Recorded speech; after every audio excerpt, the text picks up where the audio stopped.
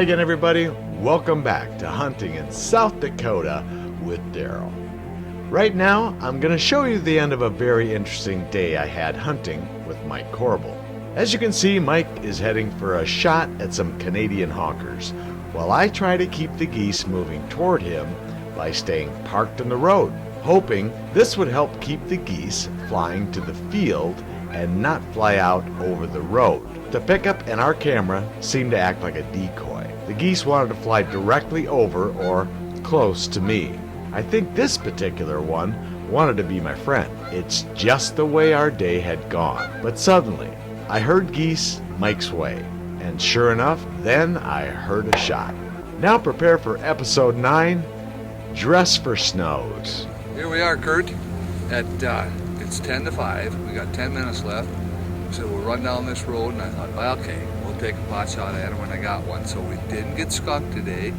It was a great day, seen a lot of geese, and we're gonna go, before the sun sets, we're gonna go find out where that big flock went, so we have a place tomorrow morning. So that was a good day. All right. The big flock of geese Mike was talking about was some geese we had just happened to see while driving down a country road. I turned my camera on as we drove down this road to see the sights you're about to see.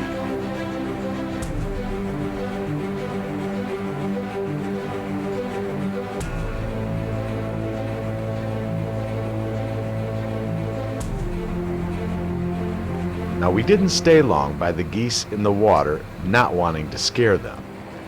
But as we drove past the geese in the water, suddenly it was as though a bomb went off.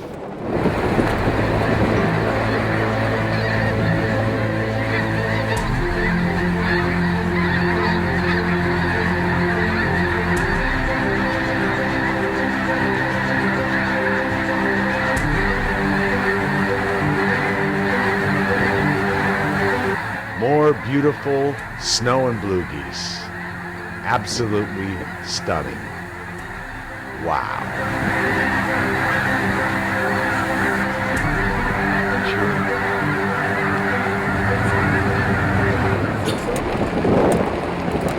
As we drove a little further, it looked like another bomb, although a smaller one, went off. To make a long story short, Mike promised he would look for a field for us to hunt snow geese the following day, as this field was simply not available to us. The following afternoon, sure enough, Mike found us a field. Hey everybody, welcome back to Hunting in South Dakota with Daryl. Tonight we're going to try something a little different. You saw by the opening view there's a lot of snow geese in the Willow Lake area right now. There's a body of water sitting between us and this field that we're sitting in and the snow geese. And we're guessing there's at least 10 to 20 and maybe more thousand snow geese sitting in that field or the slough. And most of them were sitting in the field right behind us just this morning and yesterday. What we're hoping for is that these geese that are sitting in the lake and on that hill that you saw them sitting in are going to make their way over this way. And if nothing else, we should be able to show you some spectacular sights tonight. We're sure going to hope for that. We've got a flock of geese coming in at us right now. Now, I used to hunt snow geese several years ago when I lived in South Dakota as a young man. To me, snow goose hunting has changed since then. They seem to fly in huge flocks now and will generally only decoy if you have lots, I'm talking hundreds here, of decoys to bring them into a field. Well, we simply didn't have that option available to us on such short notice. So we decided to go about it the old-fashioned way. We would just pass shoot them as they flew toward a field that we were sitting beside. Now, one of Mike's friends, Corey Bratland, just happened to be a nephew of the landowner of the field we were sitting beside. Now, Corey was mainly interested in hunting mallards, so we split up. Corey and Mike grabbed some duck decoys and sat on one end of the field, while Frank sat on the other end of the field to try and shoot some snow geese. I sat between them in the middle of the hunters. It certainly didn't work out perfect for me, but I managed to get some amazing shots of geese flying over my head, as you will see. And the hunters, well, they didn't do so bad either.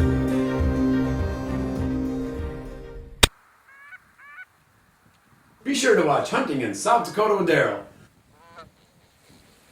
There's nothing like being in the fall air, sitting in a cornfield, waiting for the geese to fly. What could even make it better is for the landowner to know our presence in his field, and if we have gotten permission to hunt. Landowners depend on their land to survive, and it's so important to treat it respectfully. Always remember to leave your area exactly as you found it. Never hunt closely to livestock or farm buildings. And please remember to respect their fences and to always close the gates. Never shoot a gun on or even towards land that you don't have permission on.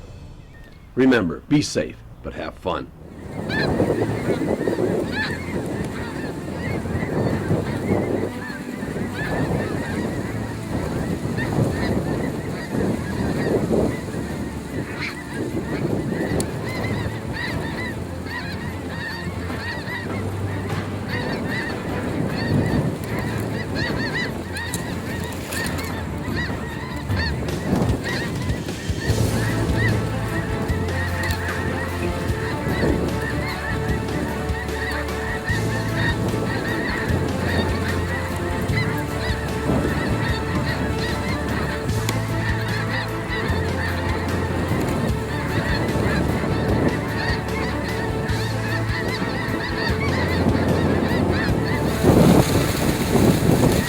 Here comes another flock. It looks like most of the geese today have chosen to fly over me, and the hunters are on either side of me.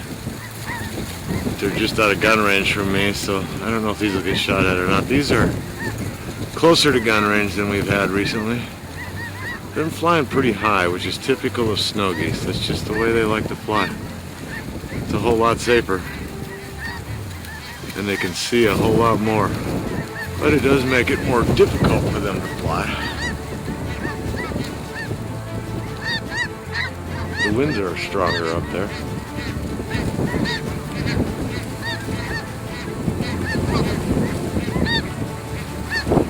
I've got about 200 of them coming at me right now that are gun range. Sure wish I could get these guys to move.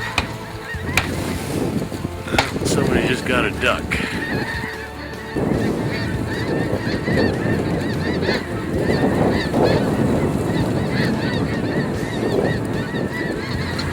I'll say those geese like to get shot. Wow.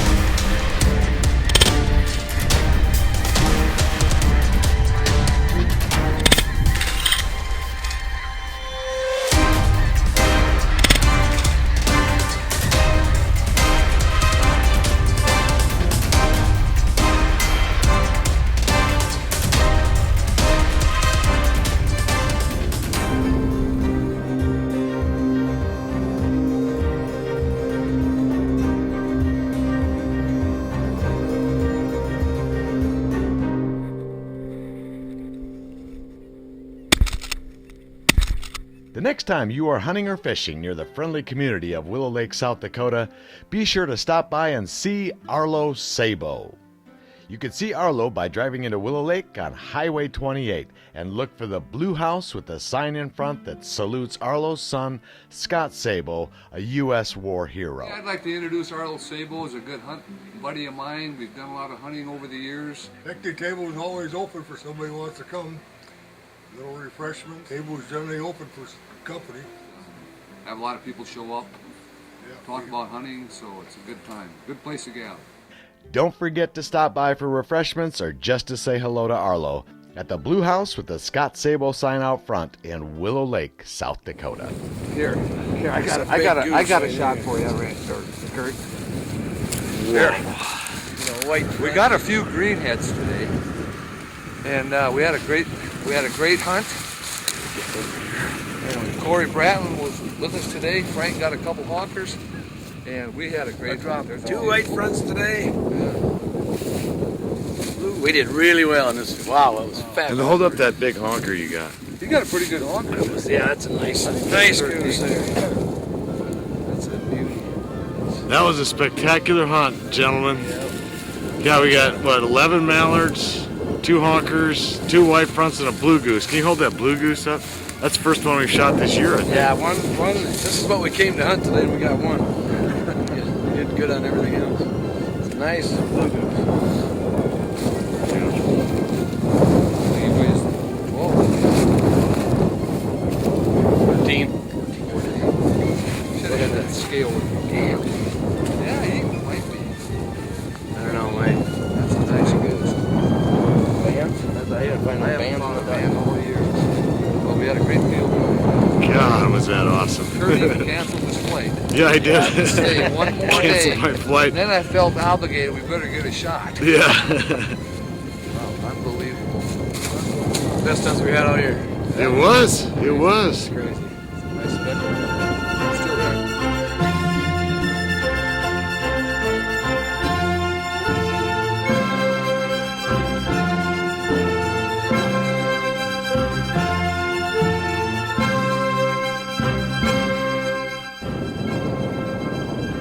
Very, very, very proud of that.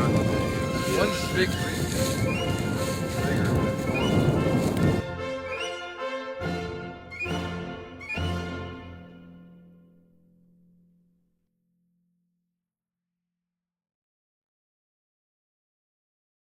We could all share a moment with the decoys flying into our field. That's a sign of being tired. Landowners, okay, and landowners depend on their land to survive. That's why it's always important to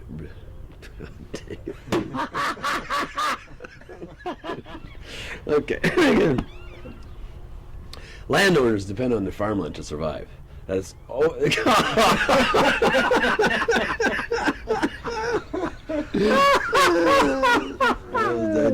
look at them and laugh. Landowners depend on their land to survive, so it's so important to speak it respectfully.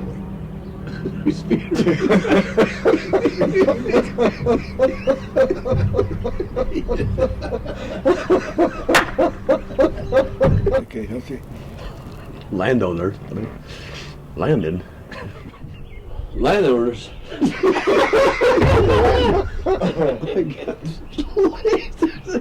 It's cold. That's why I'm too. Landowners depend on their farmland to survive. That's why is that. And you can say the other one. Yeah. Okay. Okay, rolling. Landowners. One word. That's all I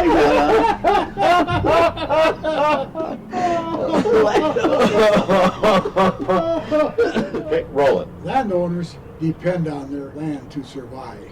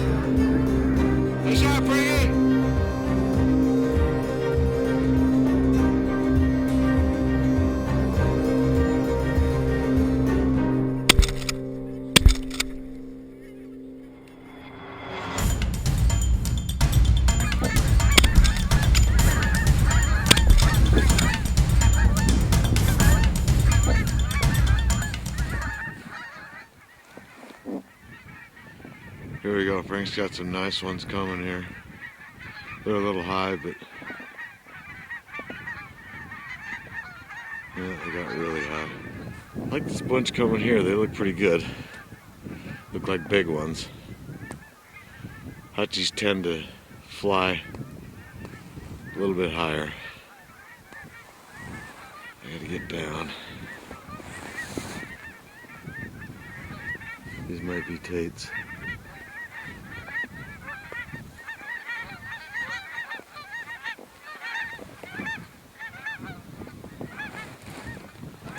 Oh, they're gonna miss us.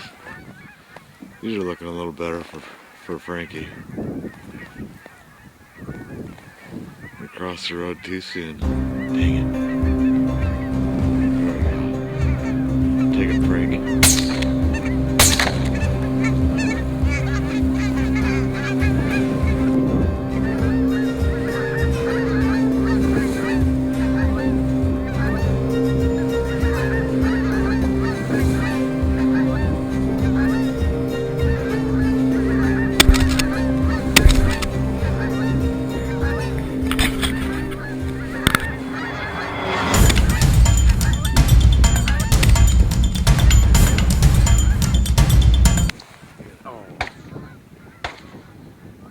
You missed?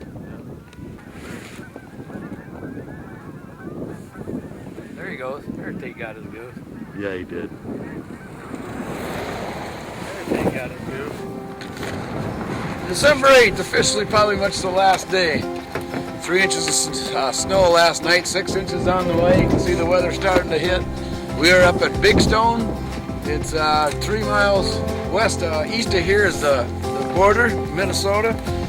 Late in the year, this gets really good up here, though. There must be 20,000 honkers here, and we pulled 4 out today. So wonderful hunt, but I think it's about the end of the season, guys. But we did all right. We got 4. Absolutely. Absolutely. Now we keep saying, we said yesterday it was the end of the season. And today we're back. And we're saying it's the end of the season. Now, if we saw 2 flocks going into a field, Right now, we'd give it another hour. we'd give it another hour before our end of the season. This is very exciting, man. Had a great day. Lots of fun here. As far as we had a great year, though. Yeah, great year. Lots of geese shot. Awesome year. We got some good filming, I hope, to end out the year with. So. Thanks for watching, man. Awesome time. Here we go. We're moving again. Please don't miss our next show, episode 10, the final hunt of our 2012 season. You will see most of the shots that we had that year, as well as many of the foibles and follies we also had that year. And then, you will see what we have in store for you for the 2013 season. But first, don't miss the final episode of the 2012 season. You will feel excitement. You will laugh. And I warn you, don't forget to bring a tissue. Thanks for joining us today. We'll see you next time on Hunting in South Dakota with Daryl.